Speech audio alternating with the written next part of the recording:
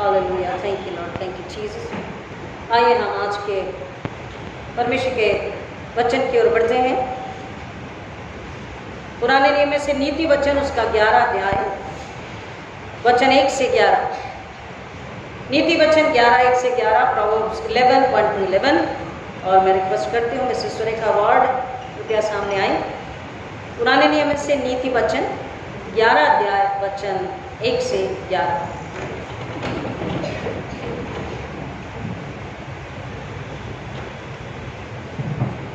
नीति वचन प्रोवर्ब्स 11 अध्याय वचन 1 से 11 को हम पढ़ेंगे और सुनेंगे।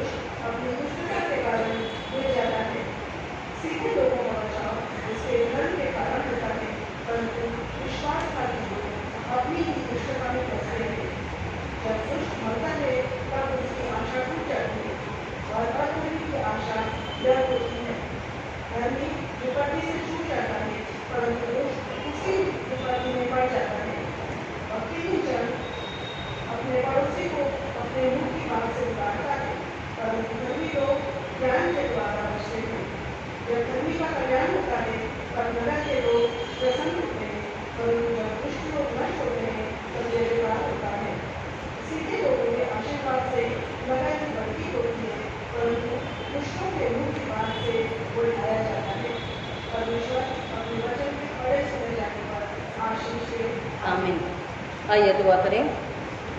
खुदा फिर एक बार बड़ी हलीमे से पाक मददगार के जरिए आपके पास आते हैं। दुआ मांगते खुदावन कि हम सबों पर अपना फजल फिर एक बार ले लिए, अपनी समझ बुद्धि पवित्र आत्मा के जरिए दीजिए। मेरे ओठों का अग्नि से छूकर अपनी समझ बुद्धि ज्ञान अपनी इच्छा दीजिए। मुझ में होकर बात करें, काम करें, सुनने वालों को अपनी इच्छा से भर करके, अपनी चाहत भूख प्यास से भर करके सुनने समझने विश्वास करने इसमें बने रहने और फल लाने के लिए आश्रित कीजिए। हर एक विषय के खून के नीचे छुपाते हुए खुदावन आगे का समय आपके हाथों में देते। पवित्र आत्मा आप हम पर नियंत्रण अधिकार कब्जा लीजिए। आप हमारी अगुवाई कीजिए कि हम घटे। यीशु मसीह को महिमा मिले, ऐसा होने दीजिए यीशु मसीह के नाम में, आमीन। खुदा का शुक्र करेंगे फिर एक बार आज के सुंदर पाक दिन के लिए, सुंदर समय के लिए, पाक समय के लिए, जिसमें हम सबों को फिर एक बार खुदा ने जिंदगी दी कि हम उसके घर में आए और इबादत करें, अपने आप को जांचे परखें। जो खुदा दे रहा है उसको लेने योग्य बने। अपनी कमजोरियों को, अपनी खताओं को, अपनी लाचारियों को, अपनी ज़रूरतों को, अपने दुखों को, अपनी परेशानियों को, अपने संकटों को हम उसके कदमों में रखें और उस बल से, उस कुव्वत, उस ताकत से भर जाएं जो रूह की है, आसमान की, स्वर्ग की है, जिससे वो हमें भरना चाहता है। हालेलुया, आमीन। जो वो देना चाहता है उससे भर जाएं, ताकि फिर ये पूरा सप्ताह हम संसार शैतान शरीर से लड़े और उसके लिए, उसके घराने के सदस्य बने रहे, उसके लिए महिमा लाते रहे। अभी जो हमने कलाम को पढ़ा है नीति वचन उसका 11 अध्याय 1 से 11, उसका 3 वचन पर हम मनन करेंगे। खरे लोगों की खराई उनकी अगुवाई करती है, परंतु कपटियों का कपट उनको नाश कर देता है। Can I here in English please? Sharon या जोसेफिन, आपके किसी के पास इंग्लिश बाइबल और एनीबडी ईमान इंग्लिश में अगर है तो 3rd verse, Proverbs 11 chapter 1 only 3, only 3rd. third verse. The integrity of the upright shall guide them, but the perverseness of transgressors shall destroy them. The integrity, यहाँ पर integrity को अगर हम हिब्रू और ग्रीक में पढ़ना चाहेंगे तो उसका मतलब हिब्रू और ग्रीक में है होलनेस, कंप्लीटनेस। कभी कभी हम जब बाइबल को पढ़ते हैं, खरे लोग सीधे लोग चलो बहुत इजी उसको ले लेते हैं, हाँ ठीक है भाई, सीधाई का मार्ग खराई का मार्ग, सच बोलना है, सच्ची राह पर चलना है। लेकिन उसका मतलब क्या है गहराई में? बाइबल क्या कहती है? संपूर्णता।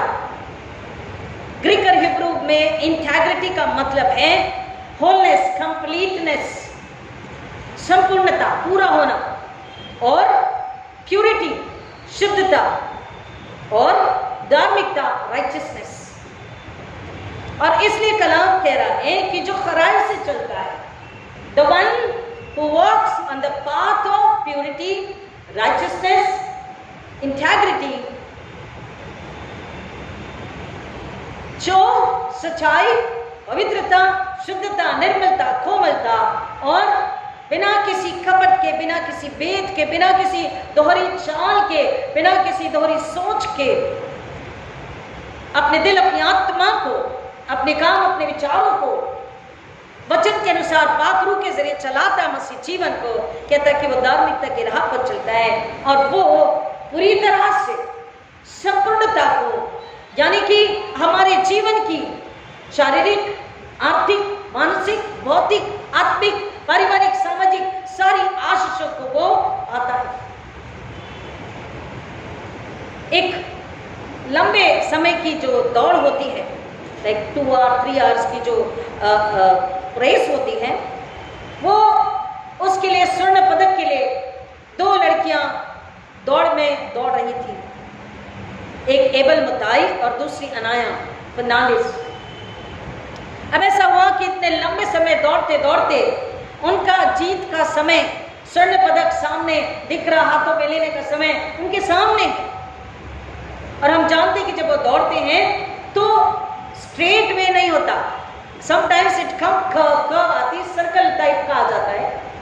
तो वो 2 लड़कियां दौड़ते दौड़ते, हमेशा जो मुताई थी वो जीतती आती थी, और अब भी जीत से हार्डली 2 गज की दूरी जिसे कहते हैं, हार्डली अ सेकेंड और 2 सेकेंड की दूरी पर वो थी। लेकिन दौड़ते दौड़ते उन लाइनों से भ्रमित होकर, थोड़ा सा कंफ्यूज होकर वो रुक गई। उसे लगा कि मैं अपनी रेस पूरी कर चुकी हूँ, और वो वहां रुक गई। लेकिन उसके पीछे जो दूसरी दौड़ने वाली बच्ची आ रही थी, अनाया, वो दूसरे नंबर पर थी। ऑफ कोर्स उसने देखा कि वो अब पहले नंबर पर आ रही है, और वो बहुत बहुत पहले नंबर पर आ रही, तो क्या होगा?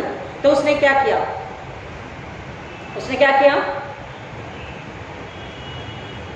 वो रुकी, पीछे गई, उस जो पहले आने वाली एबेल मुताई है उसका हाथ पकड़ा और उसे आगे दौड़ाया।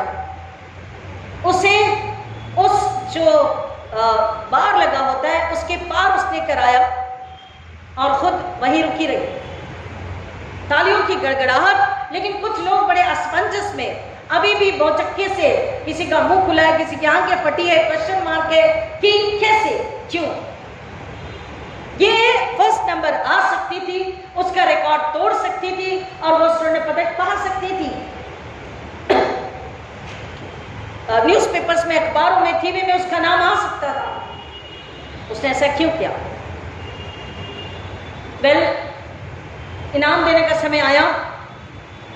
जो एबेल मुताई जो जीत की हकदार थी, उसे स्वर्ण पदक दिया गया और वो सिलसिला खत्म हुआ। लेकिन वहीं पर जो न्यूज़ रीडर थे, पत्रकार लोग थे, उन्होंने अनाया से बात किया, जो जीत गई उससे बात नहीं किया, अनाया से बात किया कि तुमने ऐसा क्यों किया? अपना स्वर्ण पदक आपने एबेल को क्यों दे दिया? आपने अपनी जीत को हार में क्यों बदल दिया? आप तो पहला नंबर आ रही थी, बल्कि आ चुकी थी। उसने कहा, हाँ, लेकिन ऐसी जीत का मैं क्या करती जिसमें बार बार मुझे एक ही सवाल आता, मैं अपने स्वर्ण पदक को लेकर अपनी माँ को क्या जवाब देती, मेरी माँ क्या सोचती, मेरी आत्मा क्या सोचती, इसका क्रेडिट किसको मिलता, श्रेय किसको मिलता? क्योंकि मैं जानती थी और आप भी जानते हैं, देखने वाले सभी जानते हैं कि एबेल मुताई कंफ्यूज होकर वो रुक गई। उसे लगा कि दिस इज द एंड, वो लाइन से कंफ्यूज होकर दिस इज द एंड, मैं जीत चुकी हूं, मैं आगे आ चुकी हूं, मैंने रेस कंप्लीट करी कहकर सोचकर वो रुक गई। अगर मैं इस बात को जानकर भी आगे आकर 2 गज की दूरी, 2 कदम जिसे कहेंगे, अगर मैं उसे ये कहती कि तुम हार गई और मैं स्वर्ण पदक ले लेती, तो मेरी जीत नहीं, जीत कर भी वो मेरी हार होती। और लोगों ने जब इस बात को सुना तो लोग आश्चर्यचकित भी हुए, लेकिन आनंदित भी हुए उसकी सच्चाई और उसकी ईमानदारी पर। उसने कहा, जीत के समय मैंने किसे चुना? मैंने ईमानदारी को चुना। I chose the integrity. और कलाम, पवित्र बाइबल हमें यही बताता है कि खराई से जो चलते हैं, वो खराई ही, वो इंटीग्रिटी ही, वो ईमानदारी ही, वो सच्चाई ही, वो धार्मिकता ही, हृदय की शुद्धता ही उनकी अगुवाई करती है। Who leads us? हमारी सच्चाई, हमारी ईमानदारी, हमारी नम्रता, हमारे दिल की शुद्धता, वो हमारी अगुवाई करती है। वचन कह रहा है कि खरे लोगों की खराई उनकी अगुवाई करती है, परंतु कपटियों का कपट उनका नाश कर देता है। क्योंकि पहला वचन कह रहा, छल के तराजू से यहोवा को घृणा आती है। अगर हमारे दिल में सच्चाई नहीं है, खराई नहीं है, कपट है, झूठ है, लालसा है, तो वचन कह रहा है उससे हमारा जिंदा पवित्र यहोवा परमेश्वर घृणा करता है। बाइबल में ऐसे कई सारे उदाहरण हैं, खराई को लेकर, सच्चाई को लेकर, धार्मिकता को लेकर, भलाई को लेकर। अब्राहम के विषय में हम देखते हैं, अब्राहम, मूसा, जोसेफ, दानियल, बोआज, मरियम का पति यूसुफ और हमारा उद्धारकर्ता प्रभु यीशु मसीह। अब्राहम को जब परमेश्वर ने बुलाया, वो निकल पड़ा कि तुझे मेरे कहने पर इस देश को छोड़कर दूसरे देश पे, जहां मैं कहता हूं तुझे जाना है, वो निकल पड़ा। और कुछ समय जाने के बाद उसने ये नहीं सोचा कि मैं अपने लिए पहले अच्छी जगह चुन लेता हूं। अपने भतीजे लूत से कहा, देख जहां तक तेरी नजर दौड़ती है देख, और तुझे जो चुन लेना है चुन ले, कल ऐसा ना हो कि तू कहे कि मुझे मौका नहीं मिला। उसके दिल में सफाई थी, शुद्धता थी, साफ सुथरा था, ईमानदार था। उससे भरोसा किस पर था? परमेश्वर पर। खराई, शुद्धता, पवित्रता, धार्मिकता, वो स्वयं हमें ले चलती है, क्योंकि वह स्वयं परमेश्वर का स्वभाव है। परमेश्वर स्वयं धर्मी है, परमेश्वर स्वयं सच्चा है, परमेश्वर स्वयं खरा है। और उस खराई के मार्ग पर जब हम चलते हैं तो वो स्वयं हमारी अगुवाई करता है। वो किसी लोभ में, लालच में, स्वार्थ में ना आया, लेकिन उसने लूत से कहा तुझे जो चाहिए वो चुन ले। लूत ने क्या देखा कि जहां पर बहुत हरी हरी घास, बहुत हरियाली दिखाई देती, ये थॉट किया बिजनेस अच्छा चलेगा, जो भी मैं करना चाहूं मैं उसमें उन्नत होऊंगा, बढ़ोतरी को पाऊंगा। उसने कहा मुझे ये एरिया चाहिए। अब्राहम ने कहा तो ले लो। अब्राहम अपने भतीजे के साथ ईमानदार रहा। हालेलुया, वो अपने भतीजे के साथ ईमानदार रहा। मूसा के विषय में अगर हम पढ़ते हैं तो हर वक्त मूसा को परमेश्वर अपनी ताकत, अपनी सामत, अपनी इच्छा से भरता, बताता, बात करता।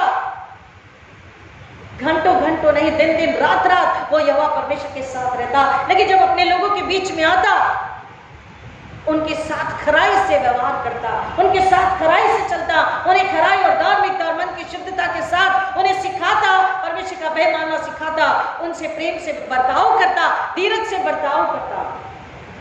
उनके साथ, हर एक के साथ, जितनी भीड़ उसके पीछे थी, कई लाख से ऊपर, लेकिन एक के साथ भी उसने छल के साथ या कपट के साथ व्यवहार नहीं किया। और परमेश्वर इसलिए उसे अपने पास बुलाकर अपने दिल की बातों को बताता, और उसे परमेश्वर अपने जलाल, अपनी महिमा के लिए, उसके लोगों के लिए परमेश्वर उसे इस्तेमाल करता रहा। हम यूसुफ के विषय में देखते हैं। यूसुफ अगर उसके घर में देखें तो घर से ही उसके खिलाफ काम और बातें, व्यवहार शुरू हुआ। यूसुफ ने स्वप्न देखा तो उसके भाई लोग नाराज हो गए।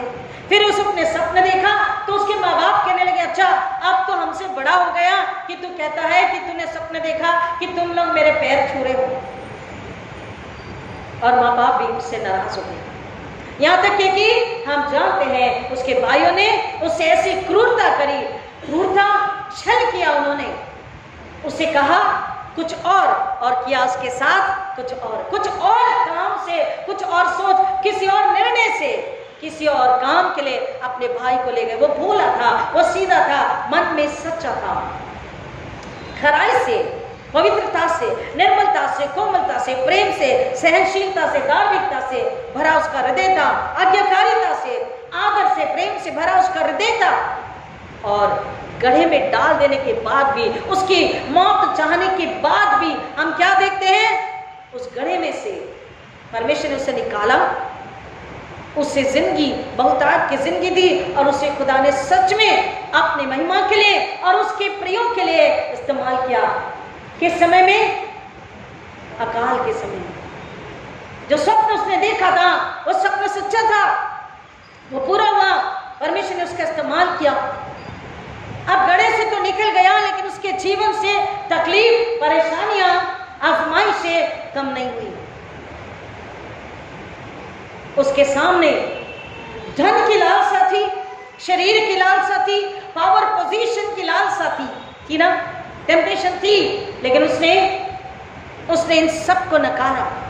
अपने दिल की खराई, अपने दिल की नम्रता, अपने दिल की सच्चाई, अपने दिल की पवित्रता, अपनी रूह की पवित्रता, पाकीज़गी के साथ, परमेश्वर के भय, परमेश्वर के स्वभाव, परमेश्वर के चाल चलन के साथ उसने उस तकलीफ में, उस गहरी तकलीफ में, परेशानी में, दुख में, संकट में भी उसने अपनी अच्छाई को, अपनी सच्चाई को नहीं छोड़ा। उसने सहारा लिया, उसने ताकत ली तो खराई की, सच्चाई की, पवित्रता की, धार्मिकता की। और सच्चाई, खराई, धार्मिकता स्वयं परमेश्वर है। इसलिए वो कहता बुराई को छोड़ और भलाई का पीछा कर। हम उस किताब 5वें अध्याय में, बुराई को छोड़ भलाई का पीछा कर तो तू मरने से बच जाएगा। बुराई को छोड़ भलाई का पीछा कर, परमेश्वर बार बार कहता, क्योंकि भलाई स्वयं कौन है? यहोवा परमेश्वर है। अगर हम इसी किताब में आगे वचन को पढ़ते हैं तो वचन कहता है, 6वां वचन, खरे लोगों की धार्मिकता उन्हें छुड़ाती है, परंतु कपटी अपने ही लालच में फंस जाते हैं। यूसुफ के साथ और भी लोग थे, यूसुफ के भाई तो थे ही, लेकिन जब वो राजा के साथ हैं, कई ऐसे लोग थे, लेकिन यूसुफ के सामने भी कई ऐसी अपॉर्चुनिटी आई, कई ऐसे मौके, कई ऐसा समय आया, लेकिन इसने पूरी मन की खराई, सच्चाई, ईमानदारी के साथ में परमेश्वर का भय मानते हुए एक एक कदम फूंक फूंक कर डाला। अपना काम, अपने सोच, अपने विचार में पवित्रता, शुद्धता को रखी, और वही पवित्रता, वही शुद्धता, वही खराई, दैट इंटेग्रिटी उससे छुड़ाती है, उससे बचाती है। और बाद में हम देखते हैं यूसुफ को परमेश्वर ने उसे किस तरह से अपनी आशीष, अपनी सामर्थ से भर करके इस्तेमाल किया। और परमेश्वर से वायदा करता है कि जैसे मैं मूसा के साथ था, वैसे ही मैं तेरे साथ भी चलूंगा। एक गीत है, जैसे मैं मूसा के साथ था, तेरे भी चलूंगा। जैसे मैं मूसा के साथ था, तेरे भी चलूंगा। छोड़ूंगा ना मैं हाथ तेरा,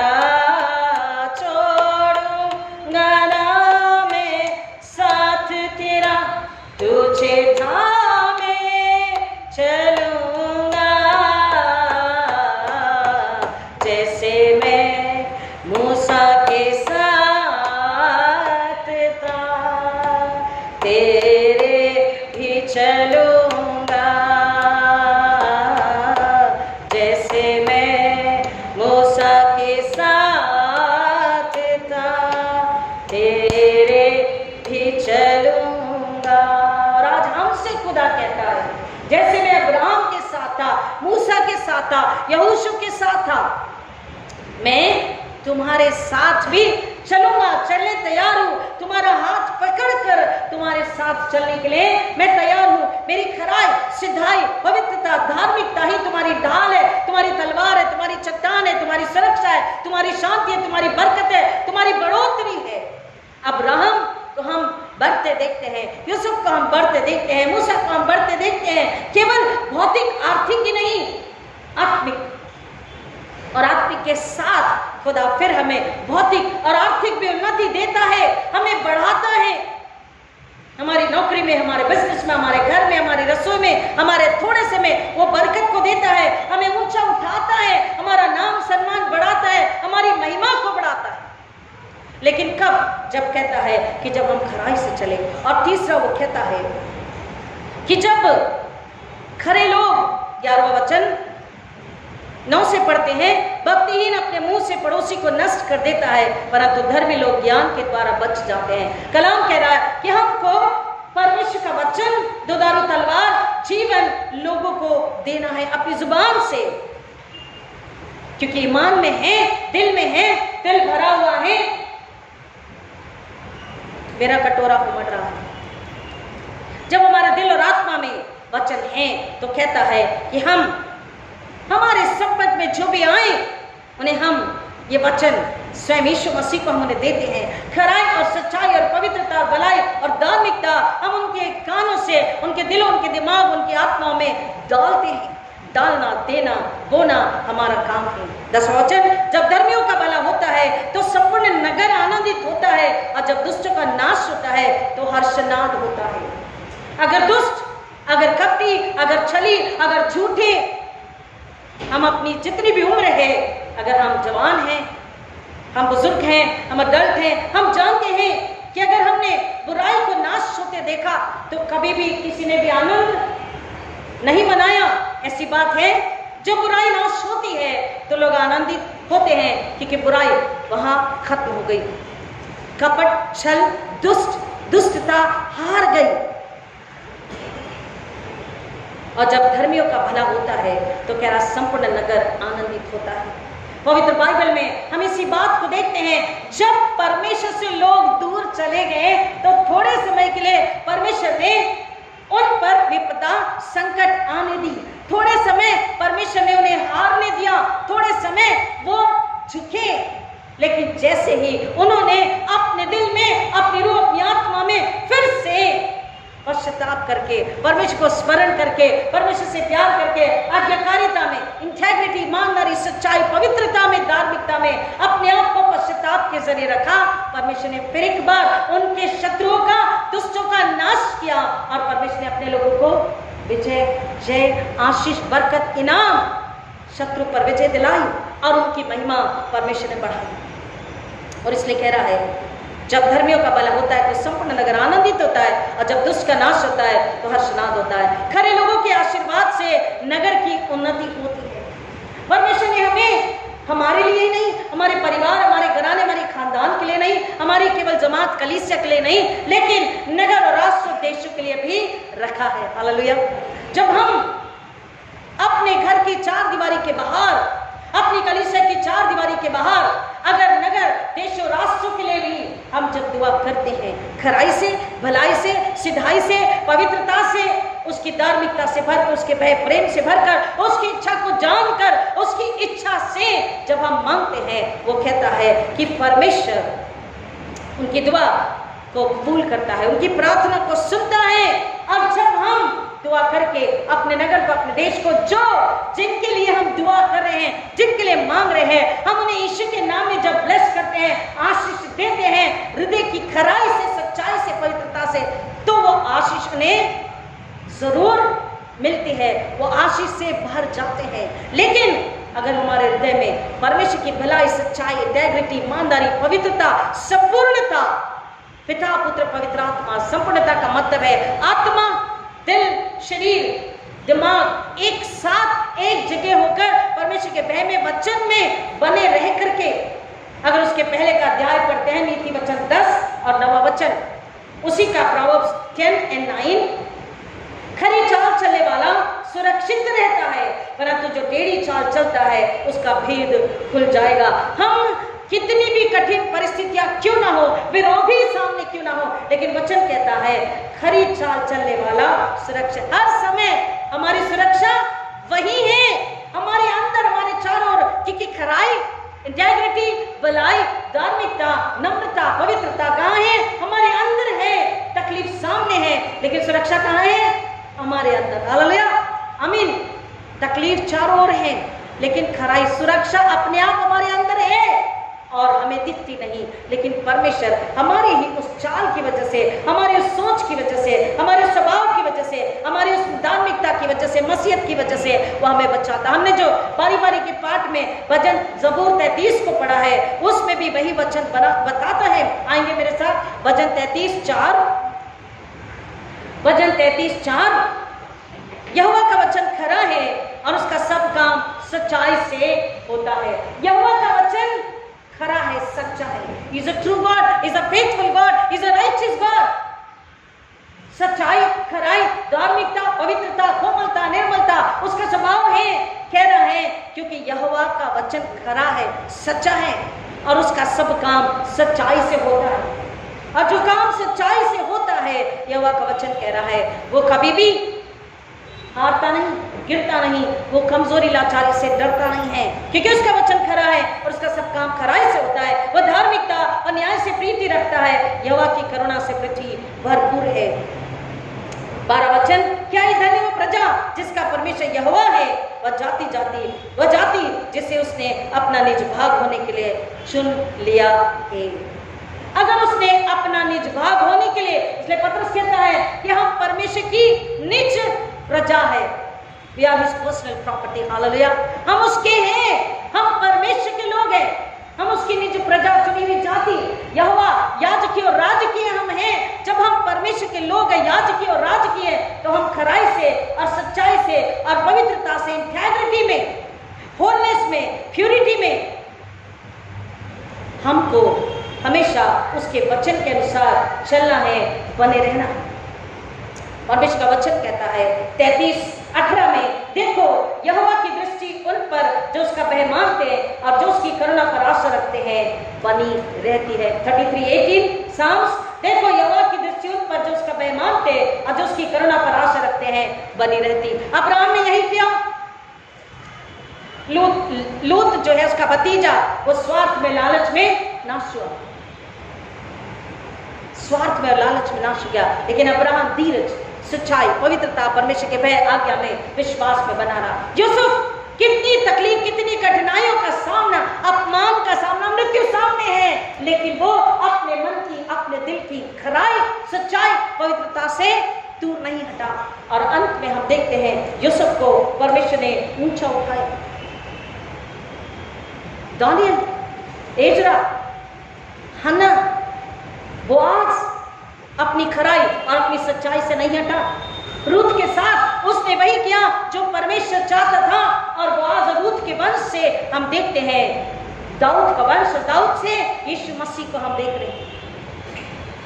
परमेश्वर का वचन, एक और वचन को हम पढ़ते हैं 19:1, नीति वचन 19:1, प्रोवर्ब्स 19:1, जो निर्धन खराई से चलता है वह उस मनुष्य से उत्तम है जो कुटिल बातें करता और मूर्ख है। कुटिल, विकेडनेस, छल, कपट, झूठ, परमेश्वर इस बात से घृणा करता है। और परमेश्वर का वचन कह रहा खराई और सच्चाई। नीति वचन 11 जो हमने पढ़ा उसका 20 वचन, नीति वचन 11 का 20-21, प्रोवर्ब्स 11 का 20-21, यहोवा कुटिल हृदय वालों से घृणा करता है, परंतु निर्दोष लोगों के चाल चलन से वह प्रसन्न होता है। अब निर्दोष कौन है? जिसका हृदय खराई और सच्चाई और पवित्रता और भलाई से और धार्मिकता से, परमेश्वर के भय और वचन आज्ञाकारिता से भरा है। परंतु निर्दोष लोगों के चाल चलन से वह प्रसन्न रहता है। यह निश्चय जानो कि दुष्ट मनुष्य दंड पाए बिना न बचेगा, परंतु धर्मी का वंश छुटकारा पाएगा।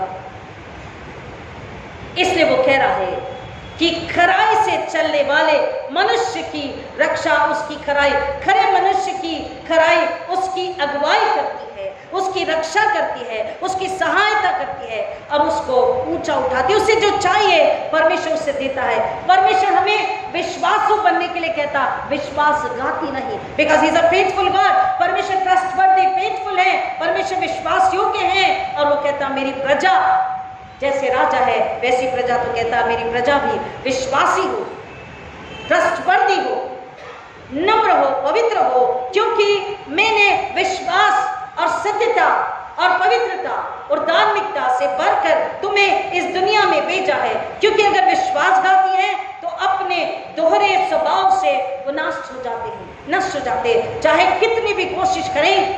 लेकिन बाइबल ये कहती है, खुदा का वचन है ये, वो तो नाश होंगे ही, लेकिन कहता है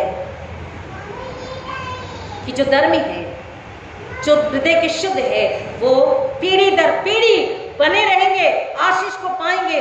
वो क्योंकि अपने फायदे के बजाय सत्य पर आधारित रहना, सत्य पर खड़े रहना और सत्य की जय लेकर आना, वो इस बात पर ईमान रखते हैं, इस बात से खुश और आनंदित होते हैं। इसलिए कह रहा है तुम खराई में बने रहो, क्योंकि ये परमेश्वर को भाती है। अगर कोई इंसान, कई लोग आकर बताते हैं कि हमारा नुकसान हुआ और खुद ही उसको अग्री करते हैं कि हाँ हमने थोड़ा गलत का रास्ता अपना लिया था, क्योंकि बेईमानी लंबे समय तक हमें ऊंचा नहीं उठा सकती, हमारा साथ नहीं दे सकती। बेईमानी, झूठ, छल, कपट बहुत लंबे समय तक हमारे लिए भुगतान हमारे लिए नहीं कर पाते। लेकिन खराई और सच्चाई का उम्र ही नहीं, हमारे लिए नहीं, हमारे आने वाली पीढ़ी, बच्चों के बच्चों के बच्चों की पीढ़ी दर पीढ़ी में कह रहा, वो भुगतान करने तैयार खड़े हैं, क्योंकि हमने खराई और सच्चाई और ईमानदारी यानी कि संपूर्णता,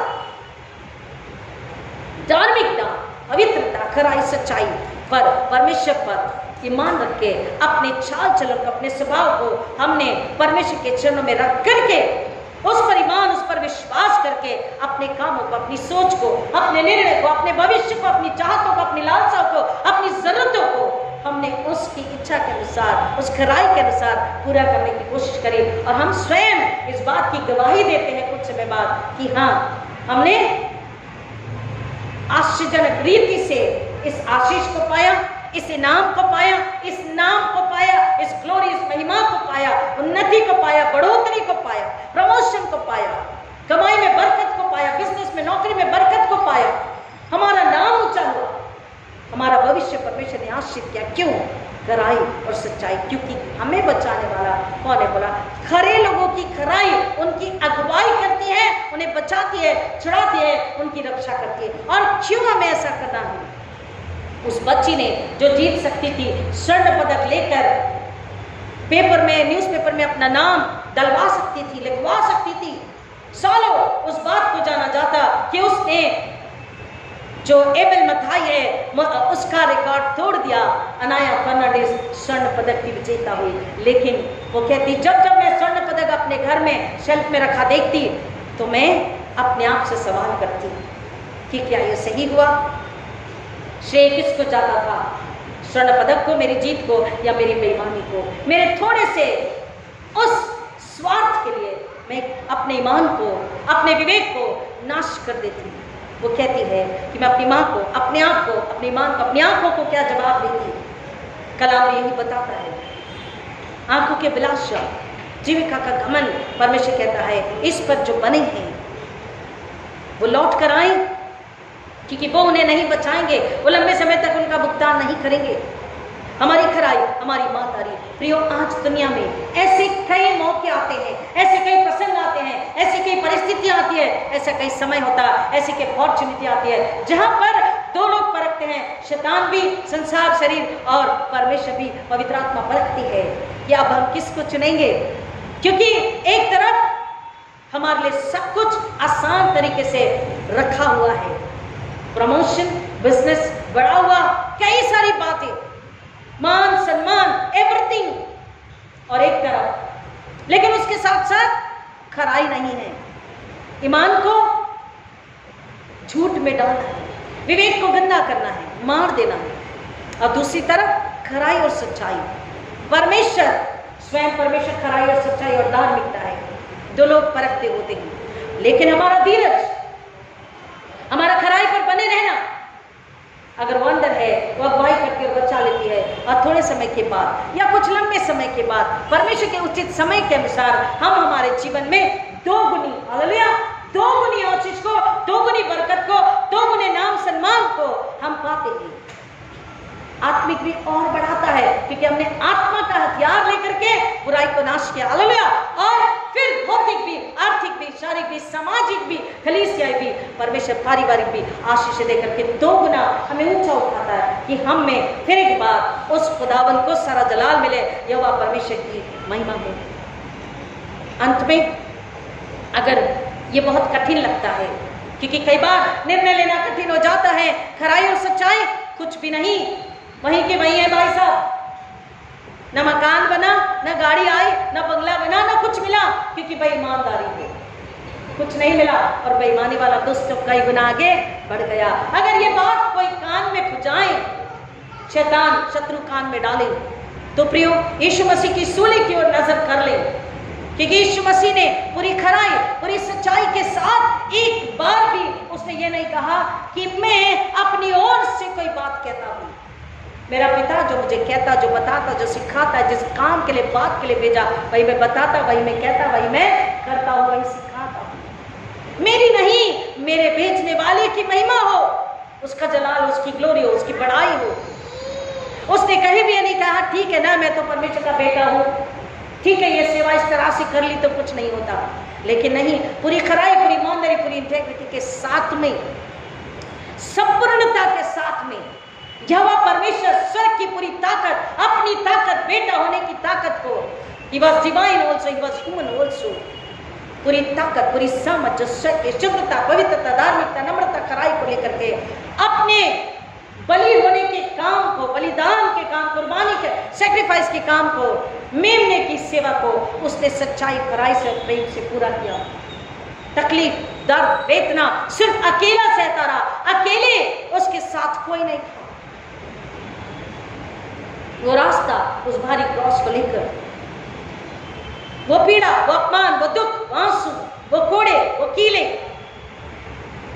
सब कुछ सहता हुआ सूली पर अकेला, मरते दम तक, दफनाए जाने तक। और कलाम कहता है कि वो खराई के साथ, हालेलुया, परमेश्वर के भय, परमेश्वर के प्रेम, परमेश्वर की महिमा के लिए वो उस जमीन में दफनाए जाने तक, आखिरी सांस लेने तक कहता है वो ईमानदार बना, सच्चा, नम्र, पवित्र बना रहा।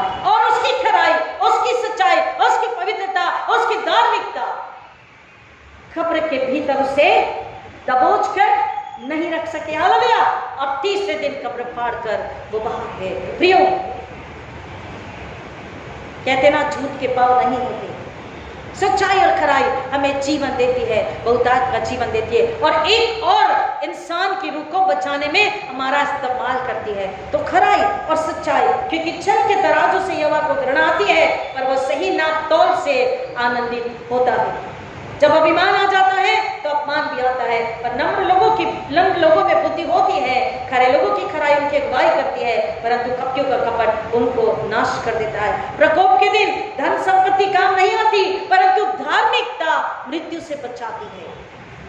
अब तो कोरोना आके गया, लेकिन इससे महाभयंकर महामारी, बीमारी, तकलीफ, प्रकोप, पीड़ाएं अभी बाकी है। प्रियो, ऐसे समय में हमारा धन, हमारा मित्र, हमारा पड़ोस, हमारा छल कपट हमें नहीं बचाएगा, हमारी संपत्ति हमें नहीं बचाएगी, हमारी खराई, हमारी सच्चाई, हमारी नम्रता हमें बचाएगी। और कलाम कहता है खरे लोगों के आशीर्वाद से नगर की उन्नति होती है। जब हम दूसरों के लिए दुआ करते हैं, जब हम यीशु के नाम में दूसरों को ब्लेस करते हैं, आशीष देते हैं, तो वो नगर, वो लोग, वो देश, वो व्यक्ति आशीषित होता है। When we bless somebody with a pure heart, with a holy heart, and with the pure intention, with whole integrity, in the name of Jesus Christ, through the power of the Holy Spirit, when we bless somebody, he or she is blessed, their family is blessed, the city is blessed.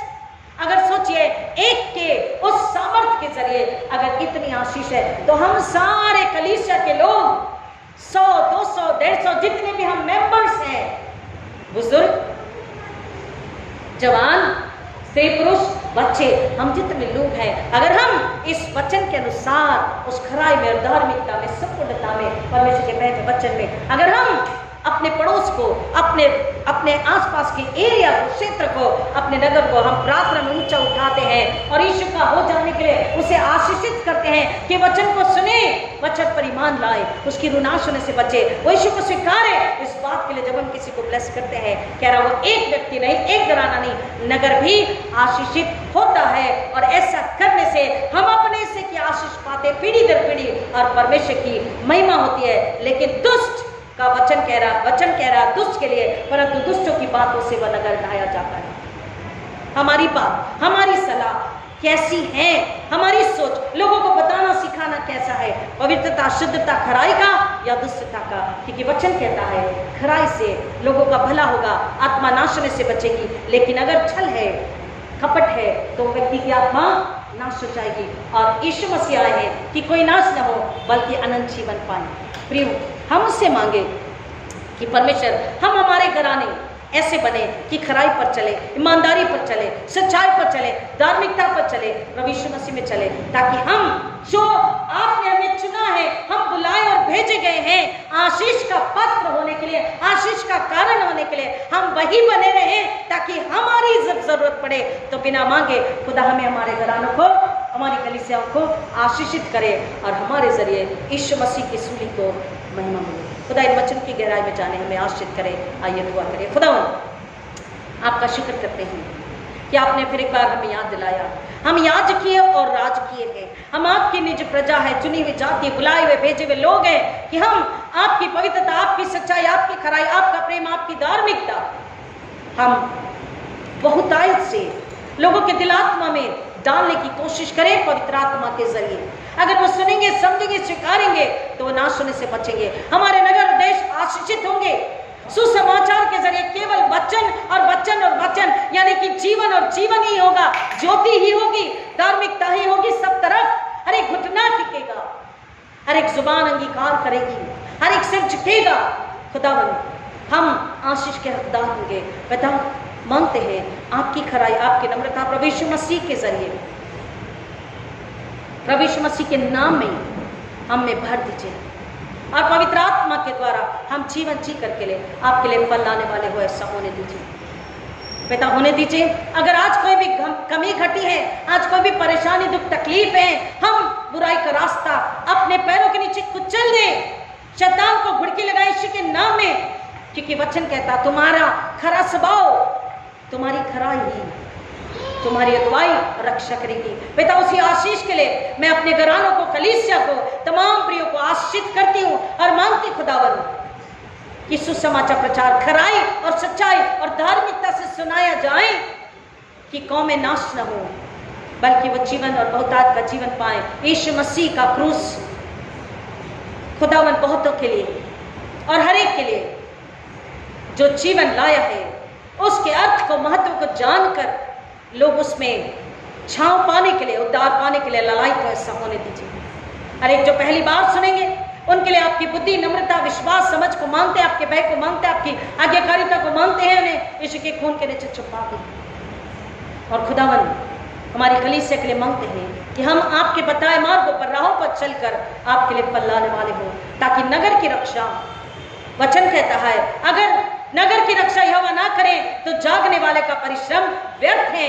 खुदावन, हम ऐसे जागे वचन में, सच्चाई में, पवित्रता में, धार्मिकता में, भलाई में, प्रेम में, आपके भय में, आपके आदर, आपकी इच्छा पूरी करने में जागते रहे, ताकि हमारा नगर, हमारा पड़ोस यीशु को जाने, नाश होने से बचे, यीशु मसीह को महिमा मिले। स्वर्ग का राज्य पृथ्वी पे आए हमारे पिता योगदान में, जो हम सब कलीसिया इस काम, भले काम में योगदान देती है, उसके बदले हम खाली हाथ नहीं रहते, आप हमें बरकतों से लबरेज करते हैं। पिता, उसी बरकत को मैं मेरे लिए, मेरी कलीसिया के लिए, मेरे घराने के लिए, हमारे देश राष्ट्र के लिए, तमाम मसीहों के लिए आपसे मांग लेती हूँ।